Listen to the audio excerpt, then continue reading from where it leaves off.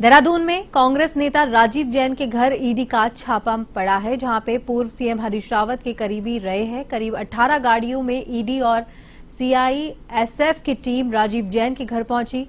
कांग्रेस नेता और property dealer Rajiv Jain चमन विहार के रहने वाले हैं, जहां मंगलवार सुबह 4 बजे से राजीव जैन के घर पर ईडी की कार्रवाई चल रही है। कार्रवाई के दौरान करोड़ों की जमीन के दस्तावेज और कुछ नकदी भी बरामद हुई है।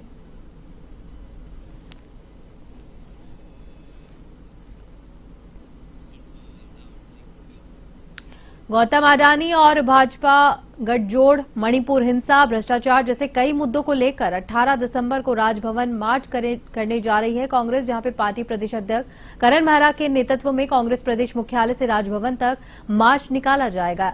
इसमें पार्टी के सभी वरिष्ठ नेता और बड़ी संख्या में कार्यकर्ता शामिल होंगे। कांग्रेस प्रदेश अध्यक्ष करण मेहरा ने कहा कि 1.5 साल में मणिपुर राज्य हिंसा की आग में जल रहा है।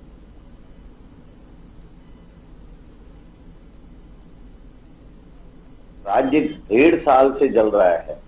महिलाओं के बलात्कार हो रहे हैं, महिलाओं को निर्वस्त्र घुमाया जा रहा है, लोगों की हत्याएं हो रही हैं, बमबाजी हो रही है, आगजनी हो रही है, दुकानें और घर जलाए जा रहे हैं। उस मणिपुर पे हमारे देश का मौनी बाबा मौन लेके बैठा हुआ है। एक विजिट प्रधानमंत्री ने नहीं की, देश का एक अंग जल रहा है और देश के प्रधानमंत्री को चिंता नहीं। देश का प्रधानमंत्री अडानी को बचा रहा है। अमेरिका के कोर्ट में समन जारी होता है, सीबी वाला मामला पहले आ गया। देश के उपभोक्ताओं के संग इतना बड़ा छल, 3000 करोड़ रुपए का नशा पकड़ा जाता है, कोर्ट में कार्रवाई नहीं होती और उल्टा सीआईएसएफ को वहां से हटाया जाता है, प्राइवेट एजेंसीज को वहां सिक्योरिटी दी जाती है। जनपद उधम सिंह नगर को अपराध मुक्त बनाने की मुहिम लगातार जारी है। इसी मामले में पुलिस ताबड़तोड़ कार्रवाई भी कर रही है। नशे के सौदागर और पुलिस की मुठभेड़ के बाद घायल आरोपी को सरकारी चिकित्सालय में इलाज के लिए भर्ती करवाया गया। काशीपुर पुलिस को सूचना मिली थी कि नशे का एक सौदागर मुनाजिर नशीली सामग्री के साथ में जा रहा है। पुलिस ने घेराबंदी करते हुए आरोपी को रोकने की कोशिश की तो भागने की फिराक में उसने पुलिस पर फायरिंग कर डाली। पुलिस की जवाबी कार्रवाई में बदमाश घायल हो गया।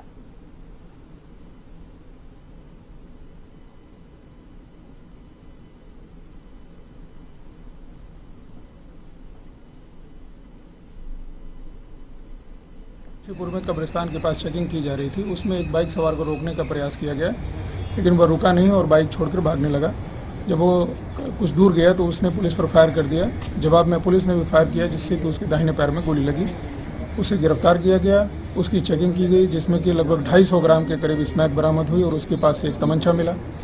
अभी उसे अस्पताल ले आया गया है, वह सुरक्षित है और उससे और पूछताछ की जाएगी, जिससे कि उसके साथ शामिल और लोग जो कि स्मैक का काम करते हैं और जो अवैध नशे का व्यापार करते हैं, उनकी जानकारी ली जाएगी। मसूरी में परिवहन विभाग, नगर पालिका और मसूरी पुलिस द्वारा सड़क किनारे अनाधिकृत रूप से खड़े दोपहिया टैक्सी स्कूटी के खिलाफ संयुक्त कार्रवाई की गई।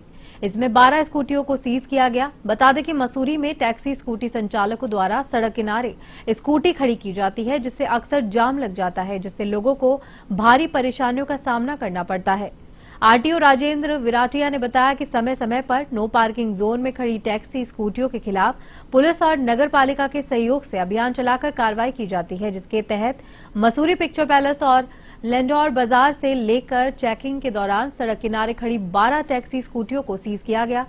दर्जनों वाहनों का चालान भी किया गया। उन्होंने कहा कि परिवहन विभाग के द्वारा मसूरी में सभी क्षेत्रों से सड़क किनारे अनाधिकृत रूप से खड़े वाहनों पर कार्रवाई चल रही है, जहां पर मसूरी कोतवाली अरविंद चौधरी ने कहा कि संयुक्त अभियान में सड़क किनारे खड़े रेंटल स्कूटियों के खिलाफ कार्रवाई की जा रही है।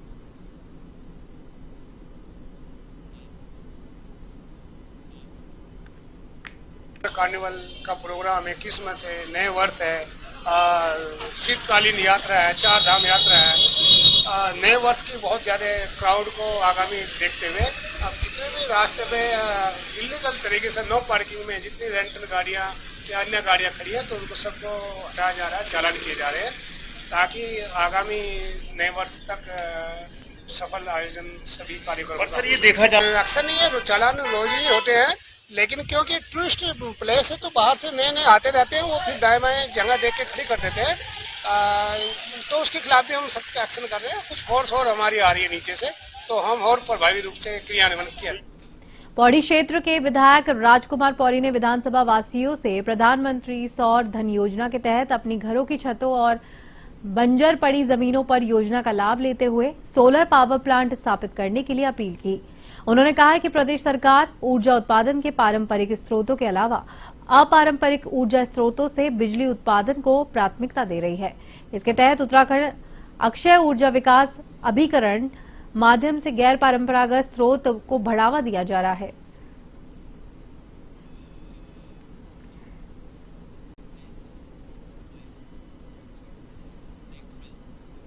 रूफ टॉप जो योजनाएं हैं वो होने वाली हैं और इसके माध्यम से अभी इसमें से 140 रूफ टॉप योजनाएं स्थापित की जा चुकी हैं और इसी के साथ साथ अन्य जो योजनाएं हैं उन पे काम शुरू हो रहा है और मैं समझता हूं कि इससे जो है 780 मेगावाट बिजली का उत्पादन होगा, जिससे कि बहुत राहत मिलेगी और लोगों को रोजगार भी मिलेगा। स्वरोजगार का ये बहुत एक आसान तरीका है, इसमें अपनी बिजली भी घर की मुफ्त मिलेगी। सूबे के स्वास्थ्य एवं शिक्षा मंत्री डॉक्टर धन सिंह रावत आज रानीखेत पहुंचे, जहां रानीखेत पहुंचने पर क्षेत्रीय विधायक डॉक्टर प्रमोद नेनवाल और पार्टी के कार्यकर्ताओं ने उनका जोरदार स्वागत किया। इस दौरान उन्होंने वन विश्राम गृह में कार्यकर्ताओं से मुलाकात की और उन्होंने राजकीय चिकित्सालय का निरीक्षण भी किया।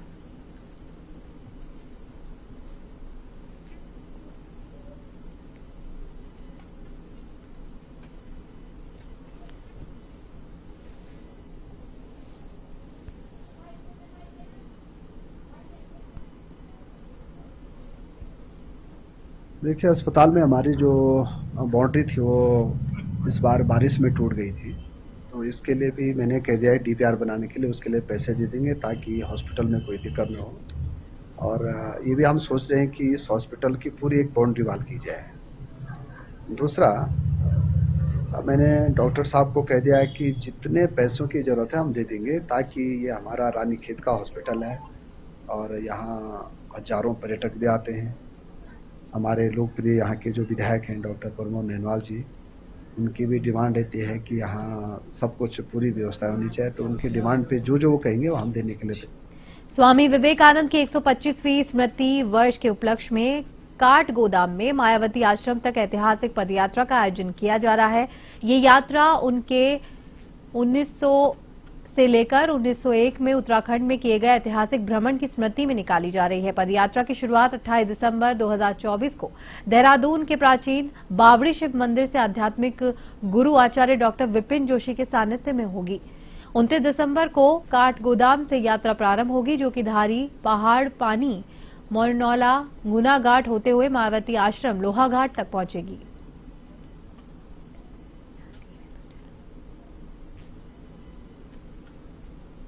देखिए, स्वामी विवेकानंद जी 4 बार कुमाऊं में आए थे और उत्तराखंड में उन्होंने 5 या 6 यात्राएं की थी। और ये इस पद यात्रा का, जिस रूप पे हम पद यात्रा निकाल रहे हैं, इसका 125वां स्मृति वर्ष है और इस राज्य के युवाओं को स्वरोजगार, स्वावलंबन और संस्कारों से जोड़ने के लिए हम लोग ये यात्रा कर रहे हैं। और विशेषकर हम चाहते हैं कि हम, जैसा हमारे प्रधानमंत्री जी का एक विजन है 2047 तक भारत को विकसित राष्ट्र बनाने का, हम चाहते हैं कि हमारा उत्तराखंड राज्य जो है एक ऐसा विकसित राज्य बने जो पूरे देश का नेतृत्व करे। और उत्तराखंड, जैसा मैंने अभी आपको बताया, ये लैंड ऑफ आंसर है, यानी उत्तर की ये दिशा है। जिसको भी अपने जीवन के अनुत्तरित प्रश्नों को जानने की इच्छा हुई। उत्तराखंड के कुमाऊं में प्रस्तावित जमरानी बांध परियोजना को लेकर शासन और केंद्र सरकार के स्तर पर काम तेजी से शुरू है, जहां पर इस परियोजना के लिए साल 2015 में केंद्रीय कैबिनेट में मंजूरी दे दी गई थी, जबकि साल 2023 में परियोजना के लिए केंद्र सरकार से बजट जारी हुआ। इस बहुप्रशिक्षित परियोजना का आज कुमाऊं कमिश्नर दीपक रावत ने स्थलीय निरीक्षण किया।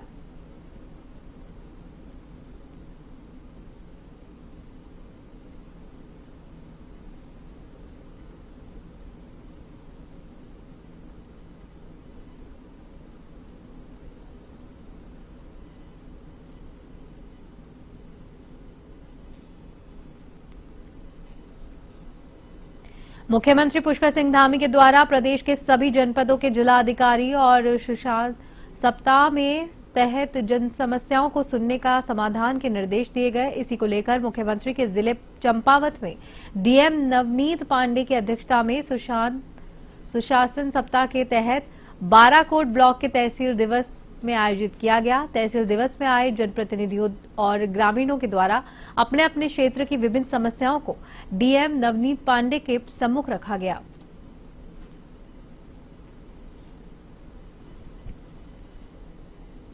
महोदय, जिलाधिकारी महोदय ने उन समस्याओं का समाधान के लिए जो भी हमारे अधिकारी हैं उनको निर्देश दिए हैं, वो जल्दी ही समाधान कर देंगे। जहाँ तक विकास कार्यों की समस्या की बातें हैं तो यहाँ पे हमारे जनपद के स्वच्छ सब वाले जो जिलाधिकारी महोदय हैं, उप जिलाधिकारी मैडम हैं और हमारे खंड विकास अधिकारी हैं, उनके माध्यम से काफ़ी समस्याओं का निराकरण हुआ। साथ ही हमारे इस क्षेत्र के जो गरीबों के मसीहा विधायक जी हैं, आज किसी कारणवश बाहर थे, मुझे सुबह उनका फोन आया था, भाई साहब आप तहसील दिवस में जाइएगा, क्षेत्र की जनता की। इस महानिरीक्षक गढ़वाल परिक्षेत्र का पदभार संभालने के बाद राजीव स्वरूप एक्शन मूड में नजर आ रहे हैं। जहां आपको बता दें कि पद ग्रहण करते ही राजीव स्वरूप ने जनपद देहरादून में आपराधिक घोषणा करी, जहां पर कार्यों की समीक्षा की गई।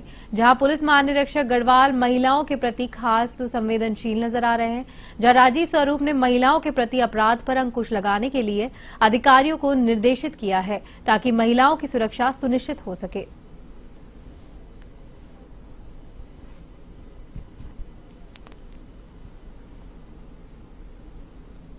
इसमें ये देखा गया है कि कहीं हद तक जितनी सुरक्षा हम जितना प्रोवाइड करते हैं शहरी क्षेत्रों में, उतनी सुरक्षा जो है वो ग्रामीण क्षेत्रों की महिलाओं को भी उतनी ही लेवल की मिले। ये जो प्राथमिकताएं थीं वो मैंने अपने कंसर्निंग जितने भी देहरादून के ऑफिसर्स थे, एसएचओज, एसओज थे, उनको अवगत कराया। क्योंकि अभी देखिए भी ठंड के मौसम में जब कोहरा होता है और विशेषकर ग्रामीण महिलाएं के साथ में उस समय अपराध वृद्धि होती है। तो इसी को देखते हुए जो आगामी जो ये ठंड के सीजन में इस तरह की कोई भी घटना, अप्रिय घटना। देहरादून के पटेल नगर क्षेत्र में संदिग्ध परिस्थितियों में हुई एक व्यक्ति की मौत का पुलिस ने खुलासा कर दिया है। कोतवाली पटेल नगर पुलिस का कहना है कि अवैध संबंधों के चलते पत्नी और उसके प्रेमी ने मिलकर पति की हत्या की। अपनी करतूत को छिपाने के लिए पत्नी पति की तबीयत खराब होने का बहाना बनाकर रिश्तेदारों के साथ शव को लेकर अस्पताल पहुंची थी। घटना पर संदेह होने पर पुलिस ने सभी संभावित पहलुओं पर जांच की। जांच में सामने आया कि पिछले कई सालों से मृतक की पत्नी और चचेरा भाई एक दूसरे के संपर्क में थे और दोनों को पति ने पहले भी रंगे हाथों पकड़ा था, जिसके बाद उसे ठिकाने लगाने की साजिश रची गई।